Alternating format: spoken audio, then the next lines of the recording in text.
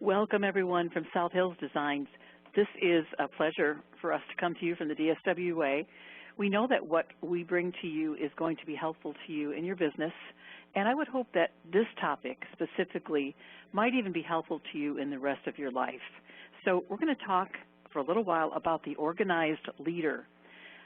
When people come into direct sales and assume positions of leadership, there are so many things that they are having to refine, having to learn in order to make a successful team and to make a successful business even more lucrative and more beneficial. And one of those things is a skill around organization, specifically business-related organization. So we call it a business management tool at the DSWA, and we teach it under the heading of business management, and we know that it is a little bit different than what you're used to hearing. So as I said, I hope that you find some things not only for your business in what we'll be talking about, but also for your life.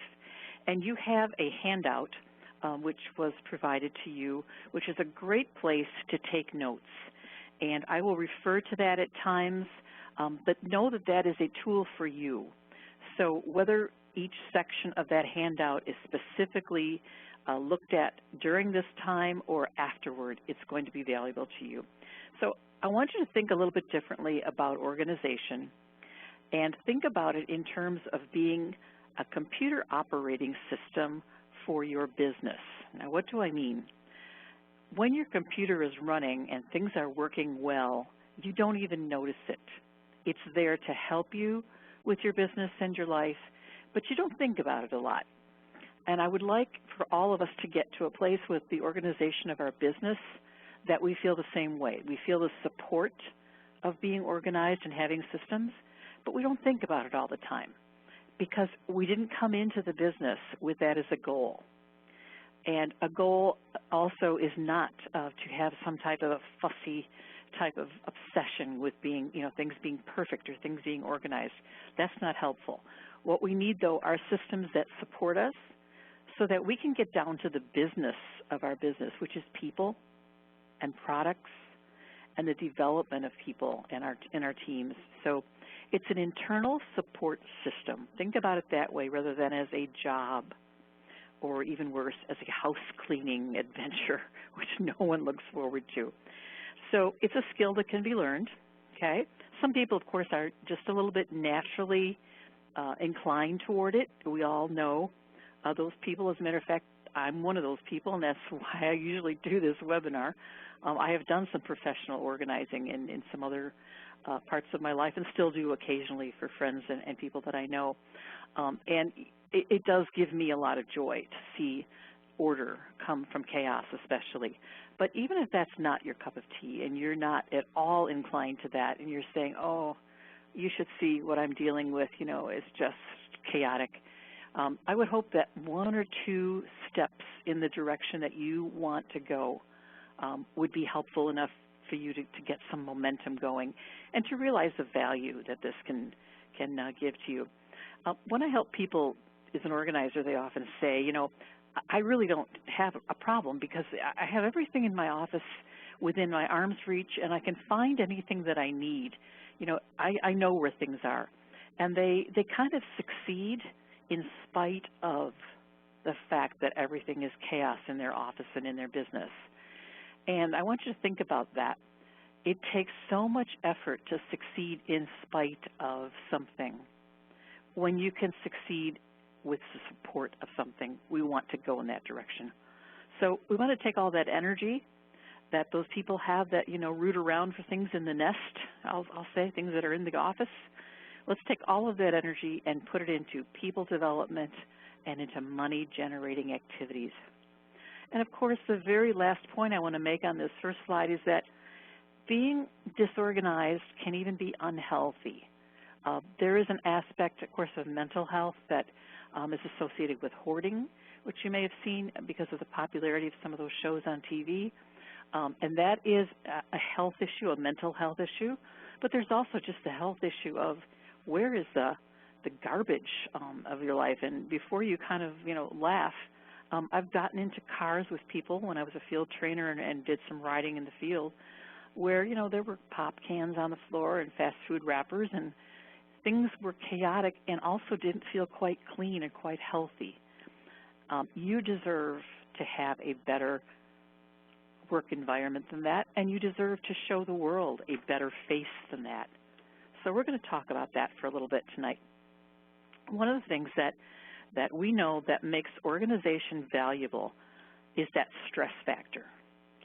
Something about knowing where the important things are in your life, not only in your office and your business, but just in your life. If someone said to you, you've got 10 minutes to put your hands on those important documents that you keep, whether they're marriage licenses or whatever they are, could you do that within 15 minutes?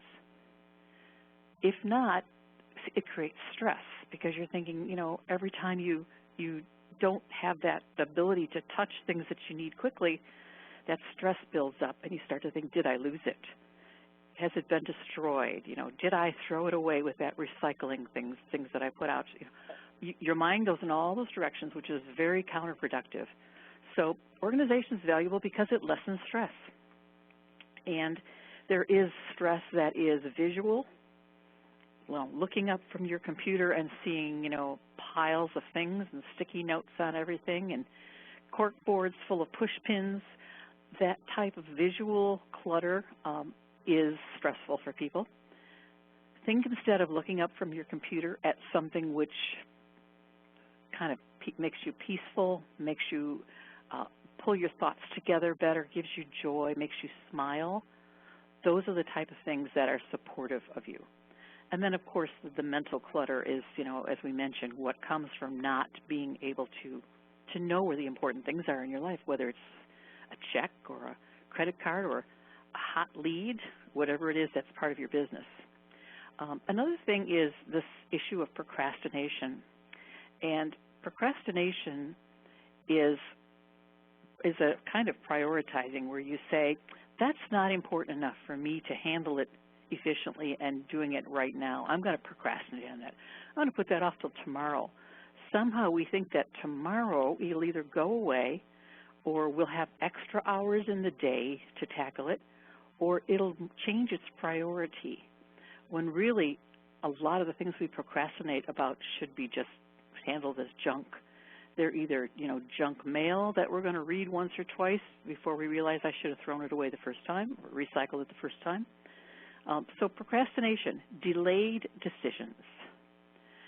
If you could even change one thing after listening to this webinar and you decided not to delay so many decisions, you would be doing yourself a great service.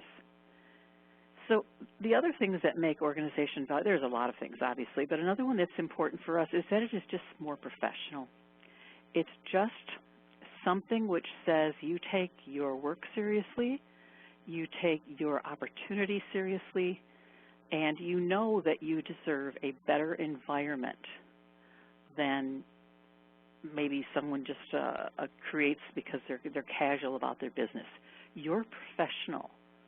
So, you know, that doesn't mean you have an office that's outfitted with the latest furniture and all kinds of expenditures and investments, but it does mean that whatever you have serves you in your business and promotes your success. So you're taking it seriously because you have expectations, you have goals. People that have expectations and goals for their business and for themselves don't want to waste time with systems that don't work or lack of systems, with piles of unneeded things when they could have piles of leads and piles of money-generating opportunities, hostess opportunities, all kinds of things that belong in that organized space. So success zone, Nikki Keough likes to say, you've got to create a spot where success can find you. If you've got, I mentioned the word earlier, a nest of your office, and I've seen them, walked into them, it truly looks like someone just made a little path to the desk, and all around them were all the stuff of their business.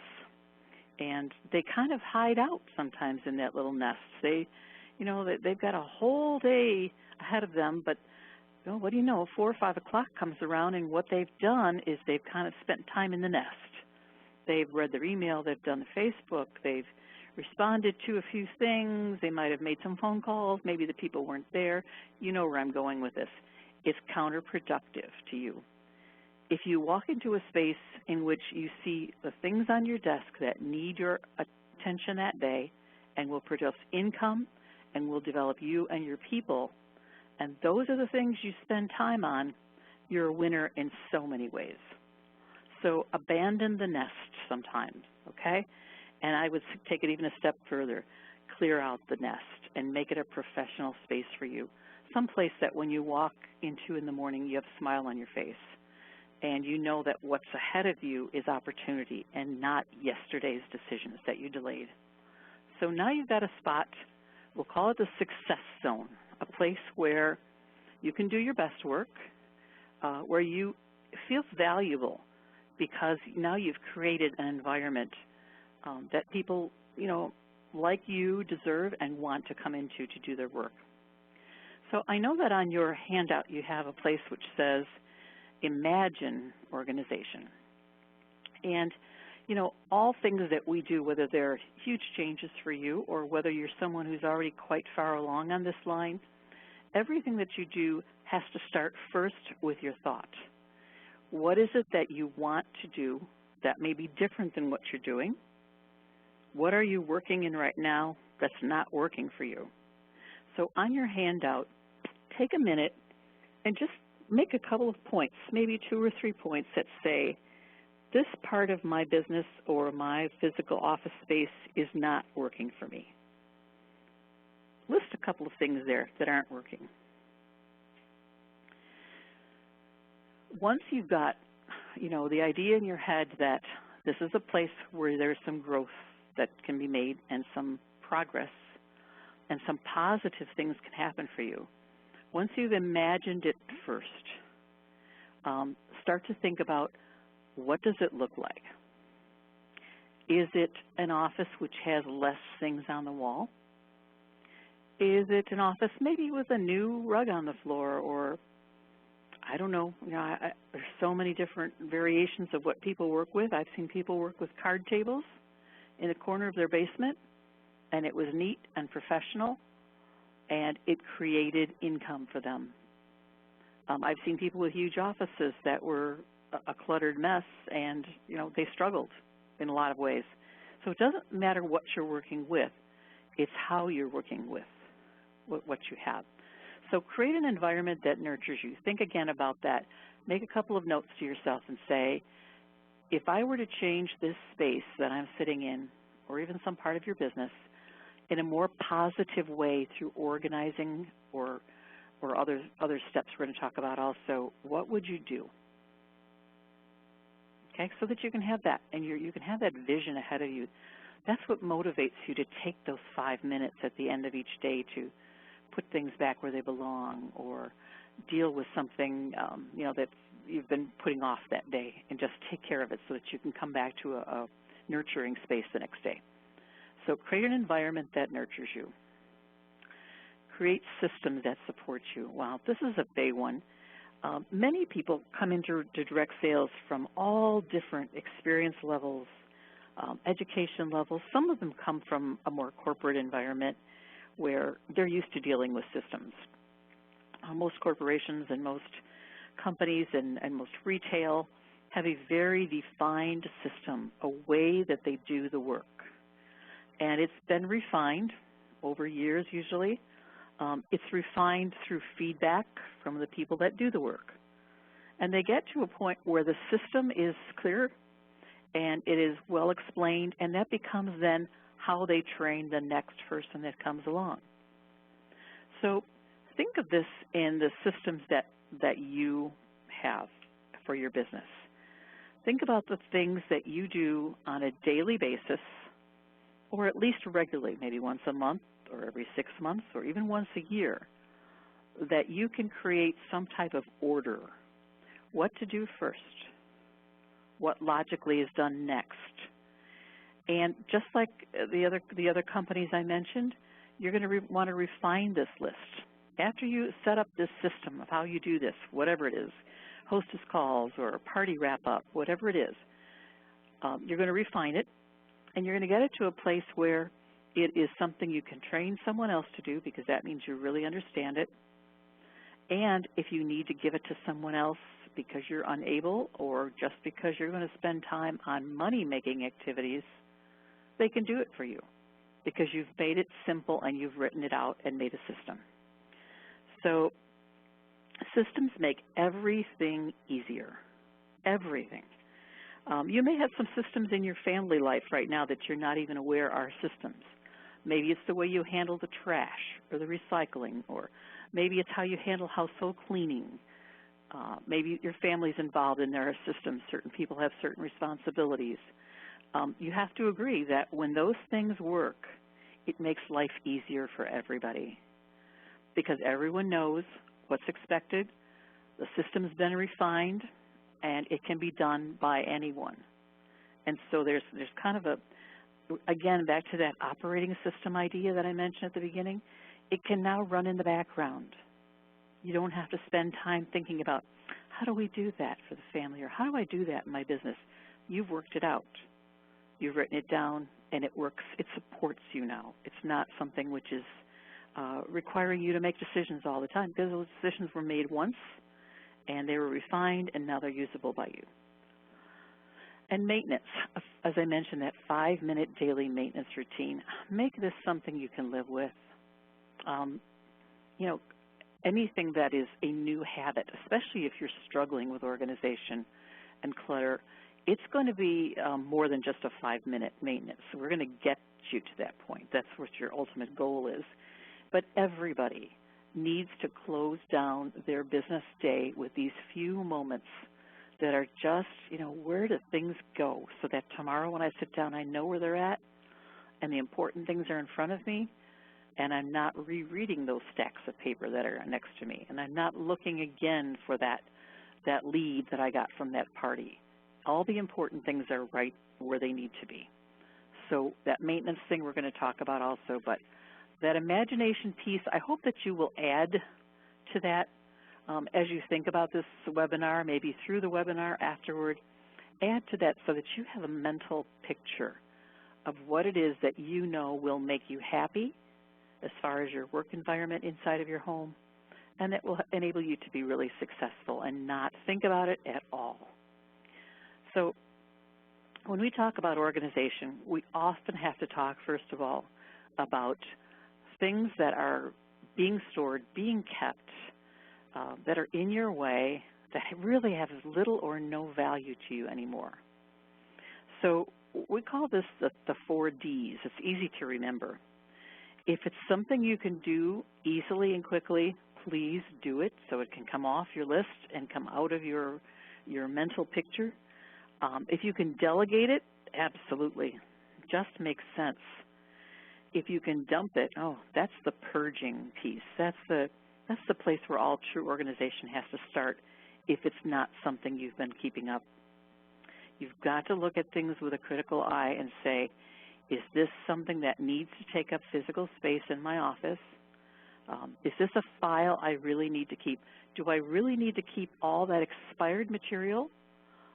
Is it available somewhere else? And then lastly, donate it. Sometimes you're holding on to things that have value, but you're not quite sure that you are going to be needing that specifically, but you don't really, you don't want to dump it. So I suggest, if you have a team, that you make some of that material that you've treasured and held on to available to your team, either as like a reward, or I've seen people have some of these nicer things that were like gifts or incentive prizes, and they have to do with tapes or something that's more of educational about the business. And they'll say, the person with the highest sales or the highest increase in sales in my team gets this product, or lots of ways you can use this. But, if it's on a shelf in your office, creating clutter, never getting looked at, it's not helping anyone. So donating it can make a lot of sense in that case. So there is something about the environment. We talked a little bit about it before, but inspiring environments. Boy, there are some places that you can just walk into and you feel like you could just, go right to work. Your mind just feels at home, it feels supported, and it's a place that you can be creative. So create a space that feels calm and supportive. And we call this desk by design. Don't have a desk by default. A desk by default is a place where things get dumped. I don't care if it's mail. I've worked with people whose desks have piles of vitamins and makeup and jewelry, and everything is on that desk as if it all had its home there. And really all it did was just get dumped there. So make your desk a place that is a desk by design. We talked about mental and visual clutter. Don't help you.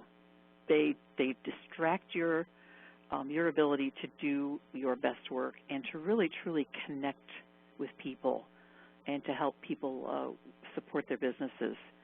And I love this question. Would you want to work in this environment somewhere else? If you were hiring on to a new job and you walked in and the place you were given to work looked as bad as your home office does for some of you, you'd really feel depressed and you might not even want to take the job, because we often don't treat ourselves as well as we would treat a stranger, being that person. So make a place that is a place you want to work, a place where you walk in the morning and you say, yeah, this is me. This reflects how I think about myself, first of all. It reflects how I feel about my business, and it is ready now for new energy, something that I can bring to the table today. So when you're getting rid of things, again, if things can be discarded because they've been updated, maybe they're available online, or things that are just not supporting your income-producing activities, that becomes the place to start. So, and again, another statement, don't organize what you don't need. Makes sense, and yet every year people will organize their closets. It's a typical time of the year that happens. They'll organize their closets in order to maybe bring more seasonable, especially if you're in a seasoned part of the country, more seasonable clothes to the front or whatever. And they'll organize the whole thing, and half of it should have been donated long ago. It doesn't have any value to them. It doesn't fit, doesn't look good, needs to be whatever. So don't organize what you don't need or don't use. And be careful in that space that you have on your desk that it doesn't become a kind of a showcase. We'll talk about that a little bit more, because very often what I see in offices are little mementos, souvenirs of conferences and seminars and some personal souvenirs, and we'll call them tchotchkes. And the top of the desk, the tchotchkes are fighting for space with all those names of people that you're going to contact and opportunities that are in front of you. So beware of tchotchkes. Let's talk for a minute about access, because really most of organization is about access. It's about what it is that is important and how you use it, how easy it is for you to use. Think about this aspect of organization in terms of almost like real estate. Look at the top of your desk if you're sitting at a desk right now, and think of that as prime real estate. If you took everything off of your desk and put it somewhere and took back one thing at a time in order of how important they are to your business, think about that for a minute. If you took away everything you have and took back one thing at a time according to how important they were in your business. Maybe the computer would come back first, or the telephone, or you get where I'm going with this. And the only rule is you can't bring everything back. So you've got to prioritize. What do you need? Well, you need those names, and you maybe need that box where you keep the payments or the checks that you're waiting to go to the bank with, or the credit card slips, or maybe that folder that has all the hostess information. Okay, those things are coming back for sure. Now you're getting down to the place where you're looking and saying, maybe that shouldn't come back. Maybe there's a better place for that, either in the office or sometimes not even in the office. Let's face it, everything does not need to be in your office. It needs to be in some accessible place and in some neat storage area, but it does not need to be in your desk, on your desk. People have printers on their desk. No need for that. It can go on the floor. As long as you can get the printer toner in and the paper in, you're fine. So all of these things, I'm going to read you a little laundry list here, because we want to really think about what really deserves a home in that prime real estate. Here's what I've seen. A printer paper, cartridges, these are all on top of the desk. Personal mail, jewelry, cosmetics, water bottles, food, vitamins, leads, team statistics, product invoices, checks, credit card slips, flyers for product, books, manuals, CDs, DVDs, office supplies, and the list could go on. But these are the things that just came to mind as I was preparing this webinar. As you heard when I was reading them, some of you are probably cringing, saying, that's what's on my desk right now. Some of those things truly belong there. They truly need to be there. That's the reason you're in business. So many of them are just there by default. So remember, again, we're going to have a desk by design. Second point here, it's not a library or a museum. Now, this is a difficult concept. I alluded to this a little bit earlier when I said that people have mementos and they have CDs from seminars and binders from training they've taken. And, there's some training that you should have access to. It should be in your office. It may contain something that's, vital to your business that you need to really have access to. A lot of what we save falls into the category of souvenirs of training. Now, what do I mean by that? Well, you've spent some time, you've spent some money very often, you learned a lot, you just had so many aha moments during that training that binder or that paper that you brought home becomes kind of sacred. It reminds you of something good you don't want to lose, and so you hold on to it. And the question then becomes, when, if ever, do you look at it again? Now, I'm not saying you look at the outside of the binder. You see, oh, yeah, there's that seminar I went to last year. I'm talking about what's inside of it. Because what usually happens is the things that are worth knowing for you, and that's different for everybody, are already probably inside of your head and in your heart, and maybe on a little checklist that you put somewhere for a very specific action that you want to take. But rereading that, especially if you haven't highlighted it and you saved every single piece, is cumbersome, and most people never pick it up again. So here's what I would suggest that you do. There's some interim steps. You don't have to go cold turkey and throw everything out. But just to kind of illustrate what you do need to save and why, take one of them and go through with a highlighter and just spend, 30 minutes sometime. It'd be well spent. Highlight the things that you like in that printed material. And then notice how many pages you have highlights. And save those pages. Okay? I said this is an interim step. So now you've reduced that notebook to maybe 5 or 6 really great pages where there are lots of things highlighted. Now you can also look at this as like a smaller amount of material that is much more accessible, much more likely to be used. But I will even challenge you on that, because sometimes people will say, you know what, there's a better, newer, more complete version of that online. The company has updated it. The training people that I worked with this, that I had this binder from, there's more updated material online. And I'm saving the manuals, and they'll look at me and say, is it okay if I don't save these manuals anymore? And what I'll just say is, if you need permission, you've got it. It's not disrespectful. It's not wasteful. It's just practical, and it also helps you to be less, you're dragging this stuff around with you. And you're dragging around the guilt because you haven't looked at the things again. So get rid of that. Save things that make sense to save, and don't create a library. A library that no one ever goes into and no one ever reads anything. It's not something that you have to have every single. I know people that have saved every single flyer, pamphlet, brochure from their business from the years they've been in it, because they feel like they want to have that information for their team or for customers that have repeat sales or whatever it is.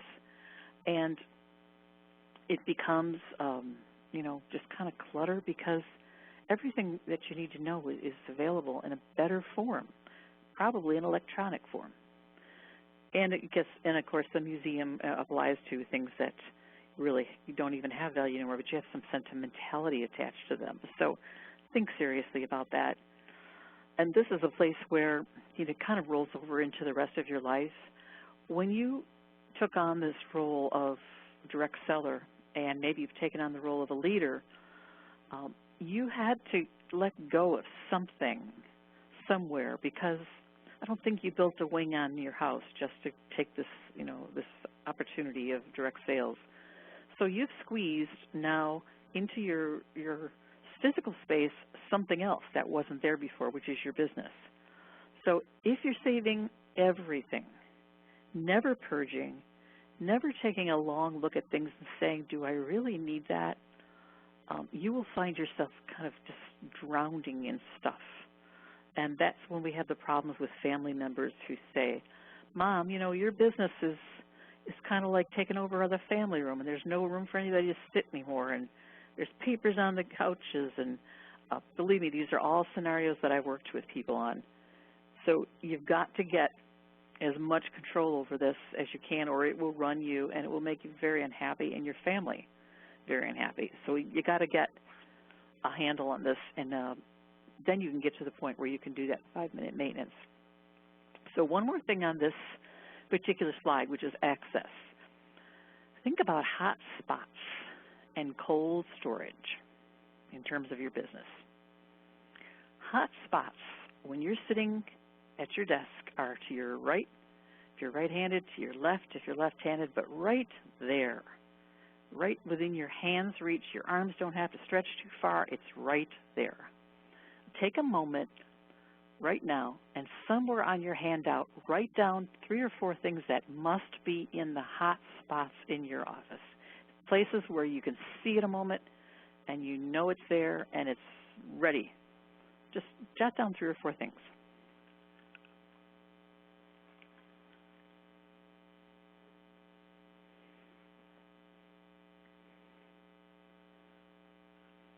Now, these will probably be 3 or 4 things that you brought back when we did that little exercise, that mental exercise about clearing your desk and bringing things back one at a time.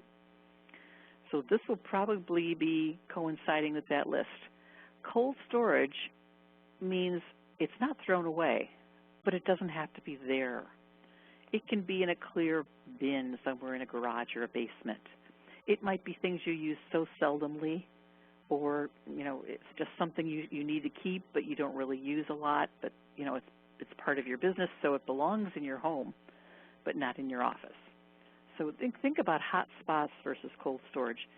Before we leave this slide, take one more look around your office and look for one thing which is there, which really belongs in cold storage. It's just there by default. Remember, we're after a desk and an office by design, not default. So look for one thing that you're going to relegate to cold storage instead of leaving it being a hot spot in your office.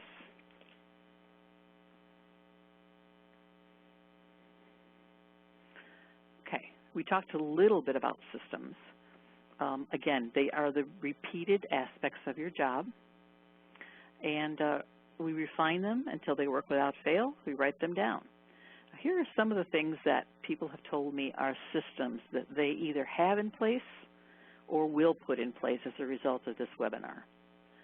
order submission, product handling, party follow-up, events, meetings, lead follow-up, customer inquiries, and you may be able to add one or two more of your own onto there. Those are the aspects of your business which some of them have minimal people involvement. By that I mean they're just, how do you handle the stuff? You know, what's the system that you have to do when you're planning an event, so that when you are at the event, things will run so smoothly that you can focus on the people. You can focus on the product. You can focus on the company, and not on, do you have slips for people to fill out with their name, or those little details that can really trip you up. You know, you're talking to someone that's excited about your company, and, well, you don't have a pen, and there's nothing to write it on, and wow, does that look unprofessional.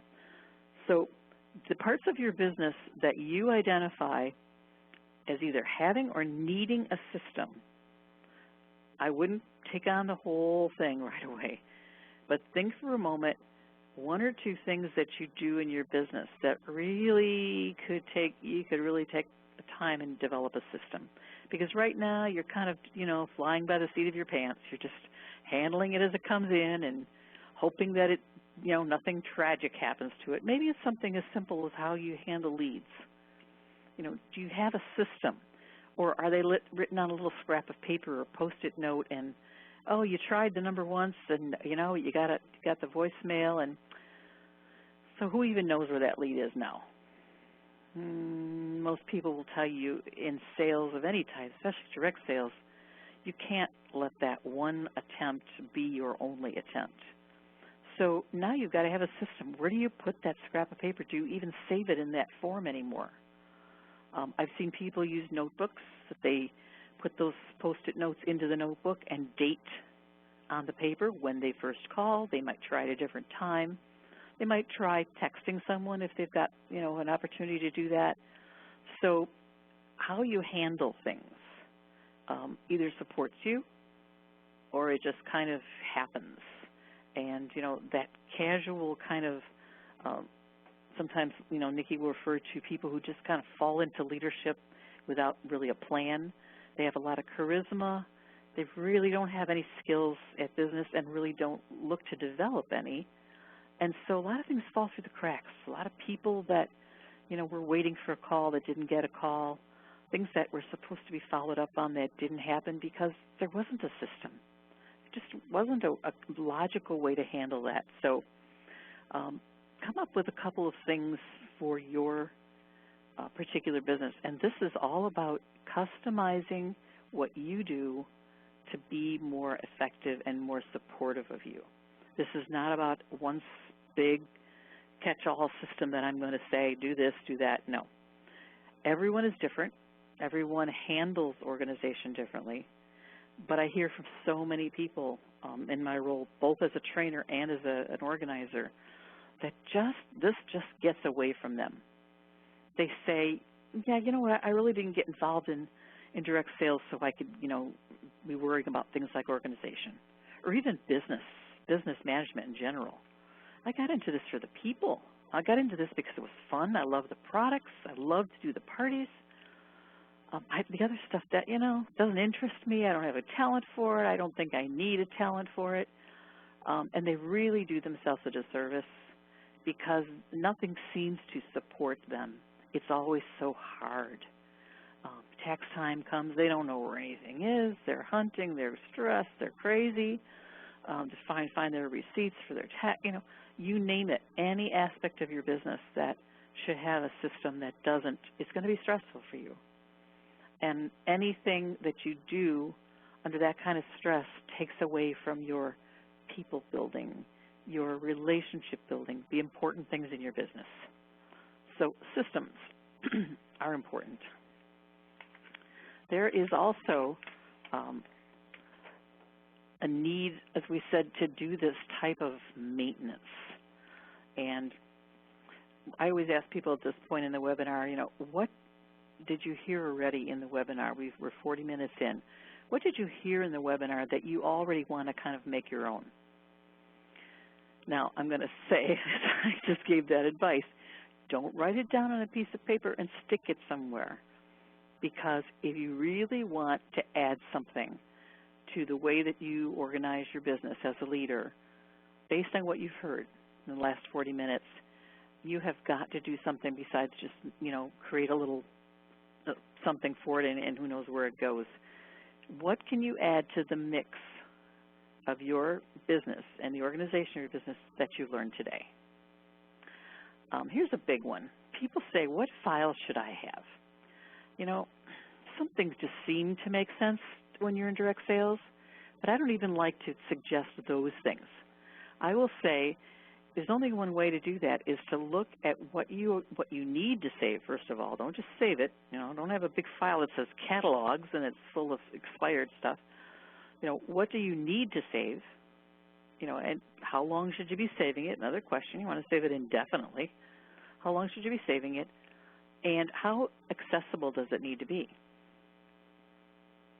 Because some things, if you're saving things like receipts and things for taxes, it does not need to be accessible to you on a daily basis. It just needs to be in a reliable place that when it's time, you can go to that place and things will be there waiting for you.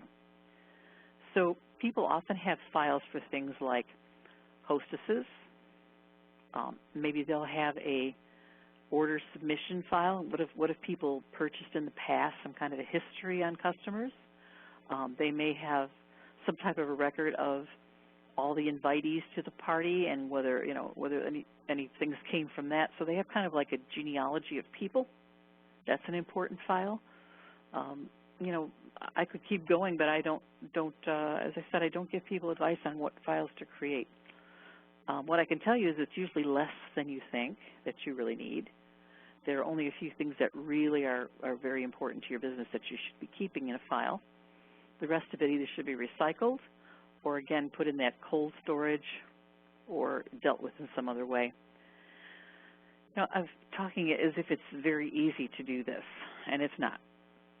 For some people, it's not pleasurable. They really dread it. They'd much rather hire a professional organizer to come in. And, I'm perfectly willing to do that because it is something that I enjoy and that I do well. But I would really rather have people say, you know what, I made some small changes and I feel better. I feel lighter. And the big word they tell me is I feel freer. Like I'm not dragging around stuff with me all the time. And whether that's, whatever part of your business that you drag in stuff around. I do home organization, too, for different organizations. And I'll come in and say, what are you living with in your home right now that is not benefiting you or lifting you up or making your life better, but really is just kind of a weight around you? And I get some interesting responses from people in the audience. People will think about it for a while, and then they'll come back and say, you know what? I have all of these dishes that were my mom's, and I'm sentimental. Mom's not with me anymore, and she gave them to me, or I inherited them by default. What do I do with them? And they really have a lot of kind of mental anguish over it because they feel as if they didn't have these things, they were being disrespectful or somehow not honoring the person that gave them these things. And sometimes they'll say, I have a whole piece of furniture. I have a china cabinet or a hutch full of mom's dishes, and I really don't have the space. I don't use them. They're just, they're hers. What do I do with them? And so we talk, around, I don't say do this, do that, but I'll say, well, what could you bear to do with them? Well, I guess I could bear to maybe, kind of winnow it down to one place setting or just a certain, cup and saucer. Okay, something feel that they're ready to make a change, they feel comfortable with, but that they are not carrying all this stuff around with them because it's sad. It becomes then not a pleasant reminder. You're like, oh, I've got all this stuff. Mom, I love you and I'm glad you gave it to me, but all this stuff is such a burden to me because it is just stuff. It's not, it's not the person. So it's a little side trip there into home organization, but it's not just in our offices and in our work environments that sometimes we have to learn with less how much life can be more with less. And it's just because we're so inundated with stuff and we don't make decisions. We don't make smart decisions. Instead, it's easier to go to the container store, just buy another container. And, okay, now we have a place for that stuff. So what we've done is turned a delayed decision now into a financial purchase. Okay, we've purchased something, and now that box or whatever, sometimes very attractive containers, big business, now that is taking up space in our home instead of us looking at that material and saying, you know, I really don't need to save this at all. So, wow, okay, save some money, save some space, and really just freed. Give yourself a little breath, a little space to move around in your life. So spending time on the front end in purging is very important. Assigning homes to items is very important. Hot spots, cold storage. Setting up systems is huge. It'll save you so much time, effort, stress, whatever. And then the maintenance becomes returning items to the home you've given them, recycling items, prioritizing tomorrow's work.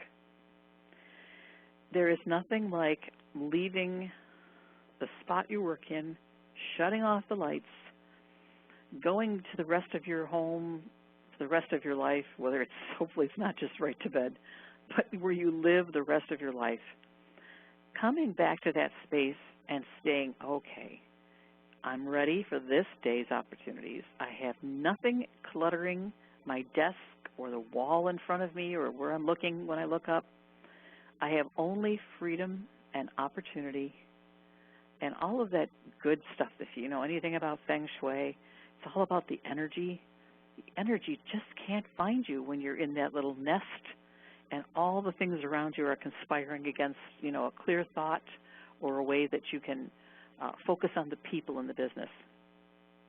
So just a couple of other things here because I see we have a couple of minutes left and I like to do this at the end. There are very important things in your life. And of course there are people first. But once, you know, the people and the pets and you go down the little priority list, there are important things in your life. There are documents and things we all know that need to be accessible and kept safe, you know, from water and fire and all that. And then you go down the list, and it's amazing what else beyond that point is really worth worrying about, worth storing, worth spending time and money cleaning, organizing, moving around. I've had questions given to me like, you know, I have this tiny apartment. I'm expecting a baby now, and, you know, the best thing I can say is don't save anything that does only one job for you. There was a time, maybe in your life now, maybe in the past, I know there was for me, when I loved having the right dish for the right food, the right kind of pan to prepare the right food, and I was accumulating, you know, whether by gift or by choice or whatever, I was into the accumulation of things.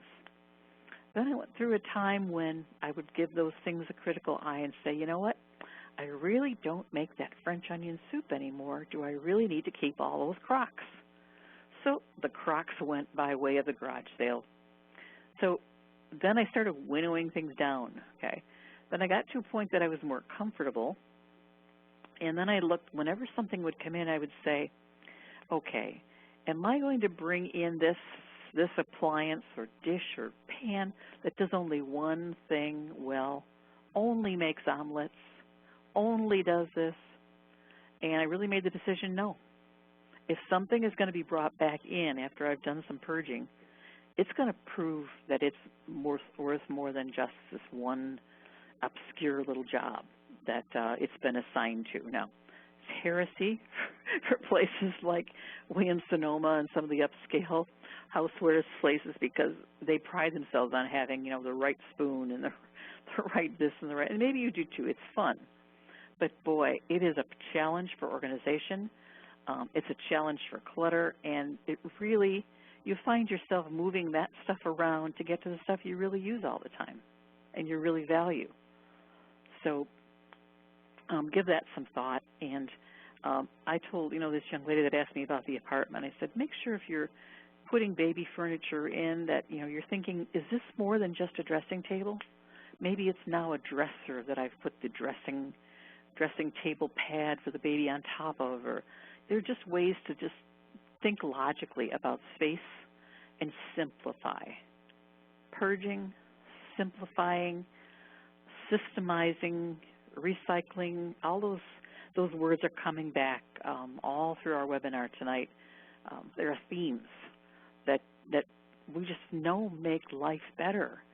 And, when someone is helping you to realize things that you know that when things are simpler, they're better, they're easier to keep clean, they're easier to maintain, and you don't think about them so much. We've got to cherish those things that give us more time for the important things of life.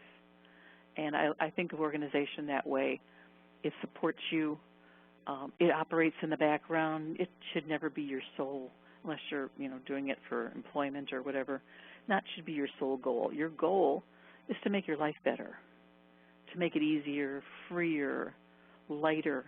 And the time that you have, which is so limited for all of us, can be spent on relationships, building your business, encouraging your team members.